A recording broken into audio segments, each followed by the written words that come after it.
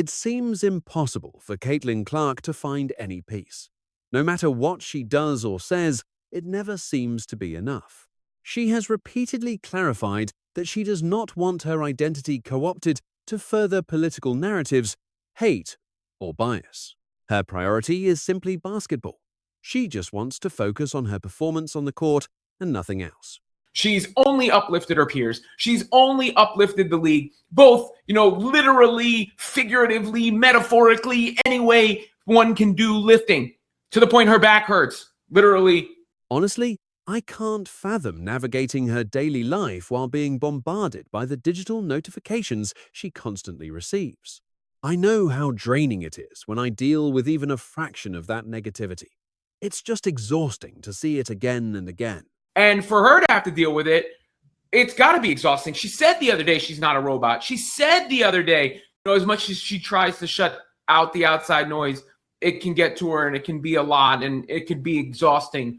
Since the Fever team issued a statement, this has become unavoidable. So I have to address it rather than let it slide.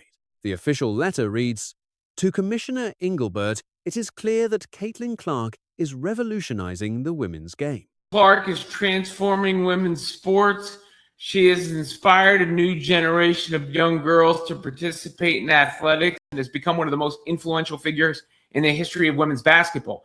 Clark has been a catalyst for massive fan engagement, record-breaking broadcast views, and new commercial partnerships. A vast audience of casual viewers is now tuning in specifically to see her compete, yet they often see something troubling. Unfortunately, what they too often witness is not simply aggressive competition, but repeated acts of unnecessary physical hostility and violence. Clark has been hip-checked, poked in the eye, and struck in the throat during games. These instances go well beyond the norm of physical sport, and the league's officiating has failed to penalize them properly. The lack of accountability is glaring, and it's unacceptable that these situations remain unaddressed by leadership. We even saw another player seemingly approve of this aggression on social media, which only deepens fears about the current culture. In addition, concerning reports suggest that many of these attacks against Caitlin Clark may be racially motivated. As commissioner, you have an obligation to ensure that every player competes in a safe and professional environment. That means a workplace devoid of threats, harassment, or vindictive behavior, both during and after games. If such a hostile climate is allowed to persist, we would welcome a formal probe by federal labor or civil rights agencies. Department of Justice, the Department of Labor, the Equal Employment Opportunity Commission, if true, such conduct could constitute violations of federal civil rights laws. Measures to rectify these concerns. The organization holds a unique capacity to inspire rising female athletes, yet that potential is severely diminished if their premier talent lacks adequate security.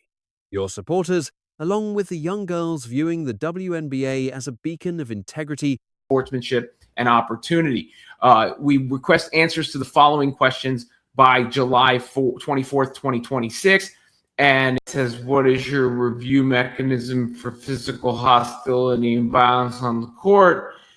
Answerable for overly hostile conduct, specifically regarding Caitlin Clark, what efforts are being made?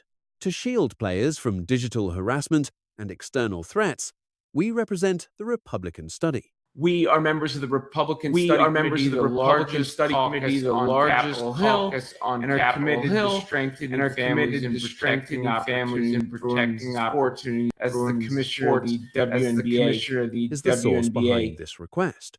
Meanwhile, the Fever released a statement today detailing their "Neither our franchise nor Caitlin have engaged with anyone from this congressional group, and we were unaware of their letter. We've been clear in our public comments, in our ongoing dialogue with the league.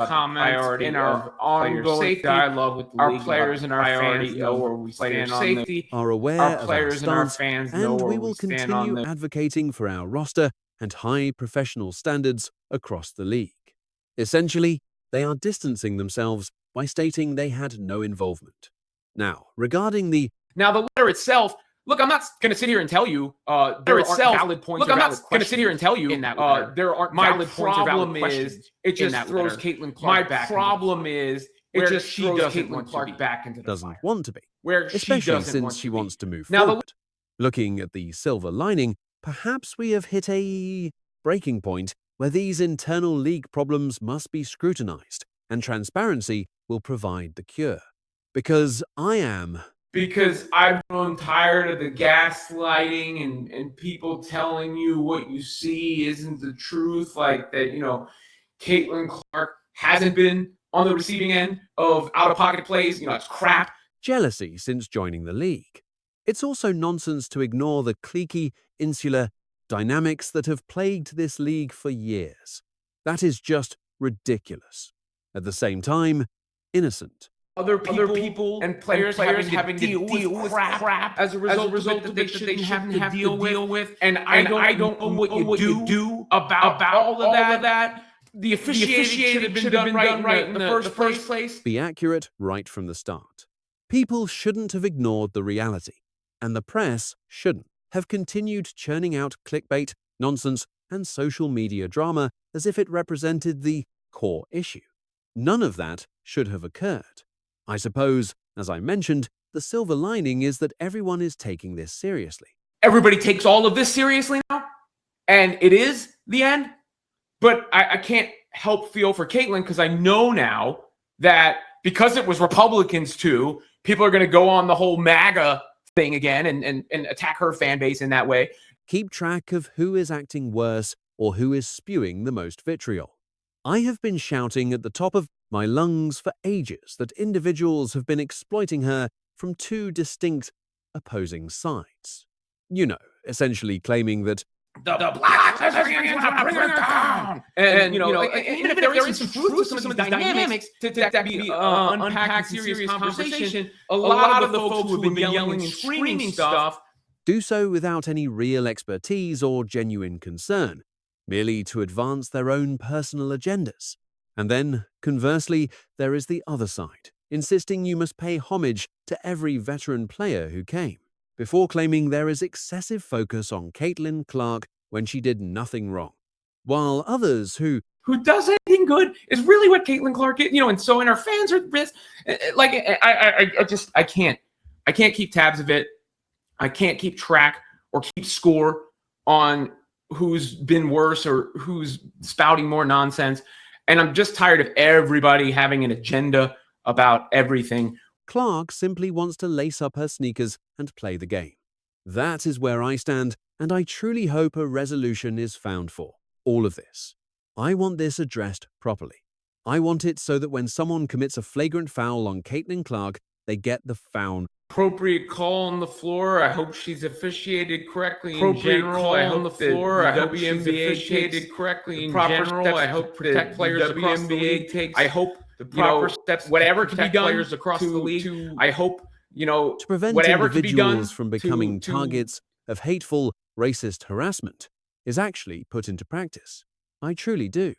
But, as I have stated numerous times, it does not appear that anyone truly cares about Caitlin Clark as a person. They only care about Caitlin. They care about through the lens of their cause. I hope some of these folks that put this letter together actually care about Caitlin Clark. That's about all there is to it. Caitlin Clark continues to be the conversation. Even 2 weeks out, right? Post-game commentary addressed the incident between Caitlin Clark and Alyssa Thomas that occurred a fortnight ago. And you understand why people are still looking for their input, given Candace Parker's stature and her background. And given that Aaliyah Boston is a teammate of Caitlin, but this is what they had to say, and given about the incident, Aaliyah Boston is a teammate of Caitlin, but this is what they had to say about what I just talked about. So I know but as you noted about the sport itself, what I just things talked about. flared so up. I know It truly crossed a line, and that behavior was completely unacceptable. You simply do not reach out to grab someone's and someone's throw and like damn near kick them on the floor. Like it's basketball game. Like what are we doing? Like so there you go. There you go. Easy enough. Easy enough. Why can't anybody say that? That's what Caitlin Clark actually needs is in the league, advocates in the media, advocates amongst her peers. And call out the someone's obvious. throw and like Why damn does near kick acknowledging 'em on that the Alyssa floor. Like Thomas's it's basketball actions were game. wrong Like what are we feel doing? like such a forbidden subject? Then you have Candace Parker addressing how WNBA players, including her peers, Caitlin Clark finished 11th amongst WNBA guards and all-star votes with the players. It's also kind of crazy. Like I wholeheartedly believe that there needs to be some rules with the WNBA because players. things are Caitlin Clark spiraling. finished 11th. You can tell amongst even Candace WNBA finds this guards and frustrating. all-star votes with Caitlin the Clark players. being seen as the 11th best guard by WNBA the players? players is That's crazy. absurd. Meanwhile, WNBA Kelsey players. Plum Kelsey Plum finished 12th in Yeah, player rank, she's but the she'd be one percolating calling all over out your the defense. In defense. player rank, but she'd She be is percolating echoing all the over your bullet defense. points that have been circulating all over the internet. Exactly. If they are truly the 11th and 12th best, why struggle so much to guard them when they're running screen? Serious work. It's kind of crazy. Like I It's wholeheartedly unserious work. Well, I think people need to look It's at kinda themselves crazy. in the mirror Like, and realize, I like, It's wholeheartedly, unserious man, work. you got some, I think you got some people need to look at insecurities themselves if in you the sitting mirror down and and realize- putting Caitlin Clark as Man, the you got 11th. You got some insecurities if you sitting down and Yikes. putting Alliances. Caitlin Clark as the 11th. In any best objective reality, Caitlin Clark belongs in the top 4 of any guard ranking. With all the evidence we have available, I'm sure Candace Parker is facing backlash. Saying that, by the way, too. Is that okay? Of course. Anything. If it's by the way, pro too, is Caitlin that Clark okay? or the Fever, Of course. you can You do know, whatever you anything- want. you can say whatever you want. If it's pro Caitlin Clark But or the the Fever, foul you was can not do whatever okay. you want. You can say whatever you want. Is the All-Star But the ballot foul was really not that okay. big of a deal? Maybe not, but it's still pathetic and highlights the deeper issue that led us to this environment. At the end of the day, for a player who just wants to show up and compete, no matter how well she performs or how professional she acts, she simply can't win against this narrative.